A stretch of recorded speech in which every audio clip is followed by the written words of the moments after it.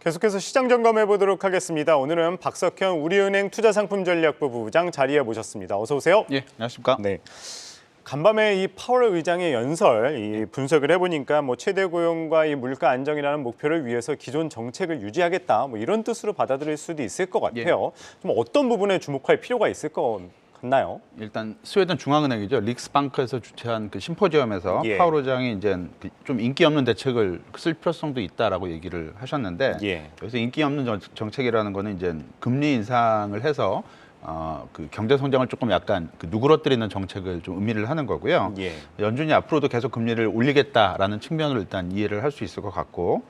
근데 이제 파월 의장의 이런 어떤 그 멘트는 그 파월 의장뿐만이 아니라 연준 주요 관계자들이 누차 강조하고 있던 얘기이기 때문에 새로운 부분은 아니라고 볼 수 있을 것 같고, 금융시장이 좀 긍정적인 반응을 보인 이유도 다소는 알려진 내용이고, 그리고 이번 주 이제 주말에 한국 시간으로는 목요일 밤이죠.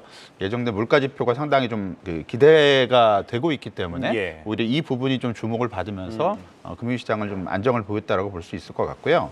미국 소비자 물가 지수는 12월 달 한 6.5% 정도 올랐을 걸로 예상을 하고 있는데 최근 14개월간 가장 낮은 수준이고 전월에 기록했었던 7.1%에 비해서는 상당 부분 많이 낮아지는 수준이기 때문에 물가 안정에 대한 어떤 그 시그널을 조금 더 명확하게 줄 수 있다라고 예상을 할 수 있는 것 같고요.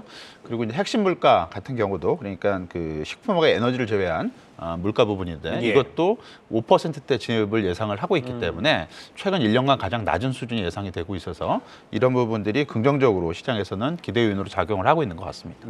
한번 이 12월 소비자 물가 지수 지켜봐야 될 것 같습니다.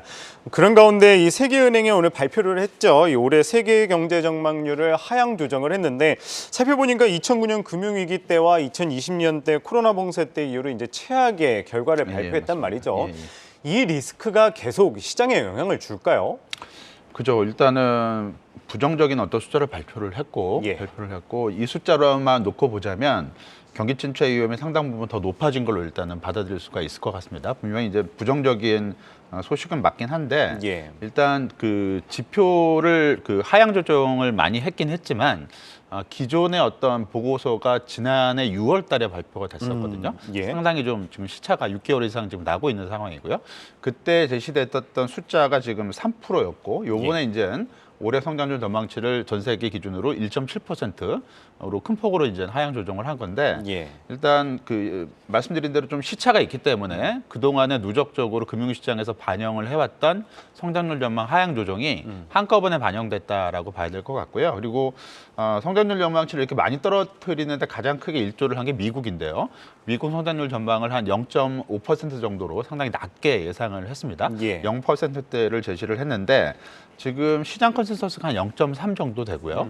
그리고 12월 FOMC에서 연준이 제시했던 숫자도 요번에 세계은행에서 제시했던 0.5랑 똑같은 수준이기 때문에 이미 알려진 내용이라고 볼 수가 있을 것 같고, 따라서 이 숫자 자체로 시장이 어떤 충격을 받거나 향후의 전망이 불투명해지는 것은 아니라고 볼 수가 있을 것 같고요. 앞으로의 전망이 중요한데 일단은 조금 더 성장 전망은 둔화가 될 수 있을 걸로 예상을 하고 있지만 성장 전망 둔화를 이끄는 가장 큰 요인이 긴축 기조에 있는 것이고요. 따라서 연준을 중심으로 해서 중앙은행들의 긴축 기조가 앞으로 조금 누그러지는 쪽으로 간다면 성장에 대한 우려는 그렇게 큰 충격으로 자리매김하지는 않을 것으로 볼 수 있을 것 같습니다. 미국과 마찬가지로 중국도 이제 경제 지표 발표가 예정돼 있죠. 이 소비자 물가 지수랑 이제 수출입 통계가 발표 예정돼 있는데 이를 통해서 이 위드 코로나 영향을 좀 확인을 가능하다 이렇게도 이해해도 될까요? 요번에 예정돼 있는 지표가 이번 주죠. 목요일하고 금요일날 발표가 예정돼 있는데 물가 지표랑 수출입 지표라서 위드 코로나 중국이 지금 시도를 하고 있는 위드 코로나 정책을 이 지표들이 반영하고 있는 것 같지는 않습니다. 그러니까 소비나 생산 지표가 나와야 되는데 그 지표들은 지금 조금 더 시간이 발표 때까지는 시간이 좀 걸리기 때문에 중국 경제 지표들 같은 경우는 위드 코로나 이전이랑 그다음에 경제 활동을 본격적으로 재개하는 시점에서 발표되는 지표들이랑 아무래도 큰 차이가 날 수밖에 없을 것 같고요. 이런 부분들은 어느 정도는 시장이 예상을 해왔던 지표이기 때문에 이 지표 자체가 크게 영향을 미치지는 않을 것으로 예상을 할 수가 있습니다. 어찌 됐건 중국이 경제 활동 재개를 본격적으로 지금 시작을 하고 있기 때문에 예. 이 부분에 대한 기대감이 상당 부분 작용하는 것은 사실이고요. 예. 실제로 금융시장에도 이제 플러스 요인으로 작동을 할 것으로 볼 수가 있겠는데. 중국 같은 경우, 중국 금융시장이나 중국 경제 같은 경우는 그 코로나 관련 어떤 이슈 외에도 예. 다른 요인들도 영향을 미친다. 그러니까 미중 관계 문제나 또는 예. 중국 정부의 어떤 그 정책적인 부분이 영향을 미치는데 예. 이 두 가지 변수가 지금 예측 가능성이 상당히 떨어지기 때문에 예. 중국 경제를 바라보는 시각도 위드 코로나 국면 속에서 경제가 본격적으로 좋아질 것이다. 이것만 놓고 바라보기는 조금 어렵지 않을까라고 볼 수 있을 것 같고요. 예. 말씀드린 대로 중국 경제를 바라볼 때 좀 불확실성들을 추가해야 되는 부분들, 이런 부분들이 앞으로 해소가 될 수 있을지 또는 진정이 될 수 있을지 이런 것들을 좀 같이 바라볼 필요성이 좀 있을 것 같습니다. 예. 그런 가운데 좀 국내 시장으로 시선을 돌려보면은 이번 주에 이제 첫 금통위가 열리죠. 이 금리 인상 좀 어떻게 바라보면 좋을까요? 한국은행 금통위는 21년도 8월 달에 첫 금리 인상을 했고요. 예. 그리고 이제 직전 금통위죠. 지난해 11월 달에 있었는데 예. 계속 이제 금리를 올려서 한 275bp 정도 금리를 올렸고요. 예. 지금 기준금리는 3.25%를 기록을 하고 있습니다. 예. 13일 날, 그러니까 이번 주 금요일 날 금통위가 올해 첫 금통위가 열리게 되는데 25bp 금리 인상이 예상이 되고 있고 이랬을 경우는 이제 3.5로 이제 기준금리가 이제 올라가게 되는 거고요. 예. 일부에서는 이번 금리 인상이 마지막이 될 수도 있다라고 얘기를 예. 하고 있습니다. 일단 일부의 어떤 의견이긴 한데 어쨌든 금통위 결과를 좀 면밀하게 좀 살펴볼 필요성이 있고 예. 한 차례 더 올릴 수는 있습니다. 그러니까 2월달 금통위에서 한 25bp 정도 추가 올려서 우리나라 기준금리가 3.75%가 될 수도 있다라는 얘기죠. 예. 근데 뭐 큰 차이는 없을 것 같고 어찌 됐던 금리 인상 사이클 종반부에 지금 들어서고 있다라고 봐야 될 것 같고요.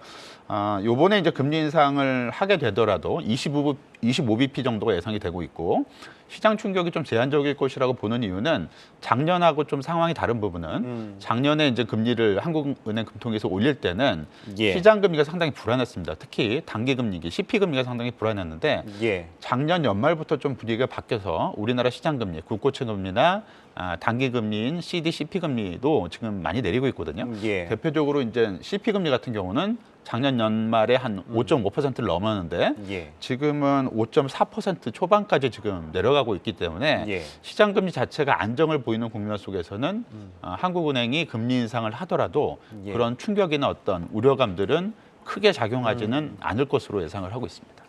예, 뭐 최근 요 며칠 새 뭐 국내 증시 뭐 흐름은 뭐 나쁘지 않았습니다. 그런데 이제 많은 전문가들이 이제 미국 CPI를 좀 발표를 지켜보고 이제 방향성을 봐야 된다 이렇게 이야기를 하는데 이 단기 시장 전략 어떻게 세워보면 좋을까요? 가장 중요한 건 아무래도 한국 시간으로 이제 목요일이죠. 목요일 밤 10시 반에 미국 그 12월 달 소비자 물가지수 결과가 나올 예정이고요. 예. 이 지표가 예상 수준을 크게 벗어나지 않는다면 전반적으로는 긍정적인 흐름이 지속이 될 수 있다라고 볼 수 있을 것 같고요. 예. 다소 예상보다 좀 높게 나올 수는 있습니다. 워낙 예상치가 많이 내려가 있기 때문에 그렇고요. 예. 다소 좀 높게 나오더라도 뭐 시장 충격이 뭐 지속되거나 그러지는 않을 것 같고 예. 단발성 요인으로 그칠 걸로 예상을 하고 있고요. 아마 물가 지표가 이제 결과가 이제 발표가 되게 되면 시장 예. 어떤 초점은 이번 주말에 이제 미국 어닝 시즌이 본격적으로 시작이 되기 때문에 예. 미국 어닝 시즌으로 시장의 관심이 본격적으로 옮겨질 거고요. 다소 미국 기업들의 이번 어닝 시즌 결과가 좀 안 좋을 걸로 예상을 하고 있고 예. 향후 실적 전망에 대한 가이던스도 그렇게 좋지는 않을 걸로 예상을 하고 있기 때문에 예. 전반적으로는 시장 흐름이 다소는 박스권 쪽으로 옮겨가는 흐름이 되지 않을까라고 예상을 해볼 수 있을 것 같습니다. 뭐 말씀하신 것처럼 이제 미국 뭐 13일에 이제 JP 모건을 시작으로 이제 금융사들 발표를 시작으로 이제 4분기 어닝 시즌이 들어가고 뭐 국내도 이제 4분기 이제 실적 발표가 이어지잖아요. 근데 이제 삼성전자도 그렇고 LG전자도 그렇고 어닝 쇼크를 기록한 상황에서 국내는 좀 어떻게 바라보십니까? 4분기 실적 관련해서는. 삼성전자가 큰 폭으로 하향 조정된 실적 그 예상치에 30%를 미달을 했습니다. 예. 상당히 큰 실적 쇼크라고 볼 수가 있을 것 같고 예. 근데 주가는 조금 생각보다 괜찮았거든요. 예. 뭐 이유는 실적 전망의 부진이 거의 막바지에 온 것이 아니냐라는 기대감 때문이고요. 예. 실제로 올해 1분기를 거치면서 기업 실적 모멘텀은 조금씩 지난해에 비해서는 개선되는 방향 쪽으로 가능성이 좀 높지 않을까라고 보고 있고 예. 이런 부분들은 주식시장에는 긍정적인 요인으로 작용을 할 것으로 예상을 하고 있습니다. 근데 다만 이제 그 어닝이 이제 기업 실적이 돌아서는 국면에서는 예. 기대치들이 많이 작용하는 업종이 있고 그렇지가 않은 업종이 있기 때문에 그쵸. 그걸 좀 구분해서 봐야 될 것 같고요. 기대치가 많이 작용하는 업종은 아무래도 그 경기 변동성에 좀 경기 그 상황에 조금 민감한 예. 업종들이 되지 않을까라고 볼 수 있을 것 같고 예. 반도체가 뭐 대표적인 업종이 될 것으로 예상을 하고 있습니다. 예, 알겠습니다. 환율 쪽도 한번 여쭤보도록 할게요. 예. 최근 들어서 원달러 환율 많이 이제 급락하고 있는데 오늘도 한 1,240원대에서 지금 형성되고 있는데요. 원달러 환율은 어떻게 바라보면 좋을까요? 일단 원달러 환율은 올해 전체적으로는 하락적으로 방향성을 이미 잡았다라고 봐야 될 것 같고요. 예. 레벨이 많이 내려왔습니다. 그러니까 작년 고점이 1,440원에서 최근에 이제 1,240원대까지 200원이 지금 내려온 거기 때문에 예. 상당히 빠른 속도로 지금 내려오고 있는 상황이고요. 속도는 당연히 둔화될 것으로 예상을 해야 될 것 같고 다만 방향성, 그러니까 원달러 환율이 떨어지는 원화가 강세로 가는 쪽으로의 방향성은 상반기 중에는 바뀌지 않을 걸로 예상을 할 수가 있을 것 같고요.